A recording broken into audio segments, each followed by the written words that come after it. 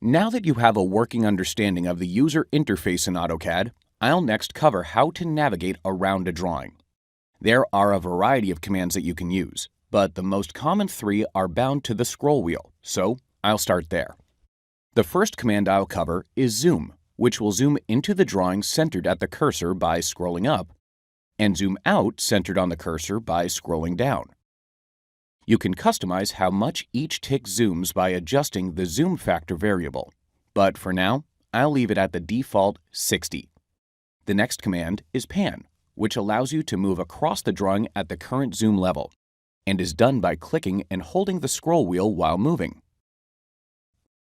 Finally, zoom extents will set the zoom and pan such that the drawing is centered with all objects showing, and is done by double-clicking the scroll wheel.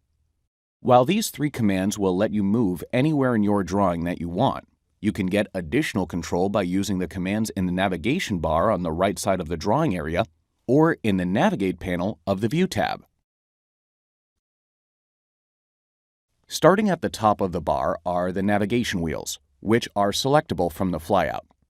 I'll activate the full navigation wheel, and when I move back into the drawing area, note the wheel that follows the cursor. This wheel gives a huge variety of zoom, pan, and orbit commands, all of which are used by clicking and holding on a command from the wheel. If you don't like how much space the wheel takes up, you can select the flyout in the bottom right corner, or right-click on the wheel to switch to one of the mini wheels. Additionally, the wheel can be closed using the X in the top right corner of the full wheel, or through the right-click menu. Moving down the navigation bar, the next option is the single pan command, which, when selected, converts your cursor into a pan hand. Left-clicking and dragging will use the command, while right-clicking will bring up the shortcut menu, from which you can switch to a few of the other navigation commands. Note as well that the command will stay active, making every left click a pan, until you either switch commands or end it by pressing Escape, Enter, or Spacebar. Next on the navigation bar are the zoom commands, most of which are hidden in the flyout below the most recently used command. There are a lot of zoom commands here, including zoom, in, and out, but there is one in particular that I want to cover before moving on: zoom window. I'll select it, and the command line prompts me to specify the first corner of my window.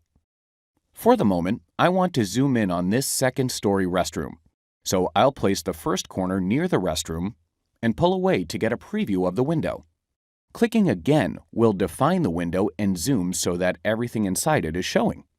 Some of the geometry outside the window may show depending on your screen size, but zooming like this is a great way to quickly get onto a specific section of your drawing without having to bounce around zoom levels with the scroll wheel.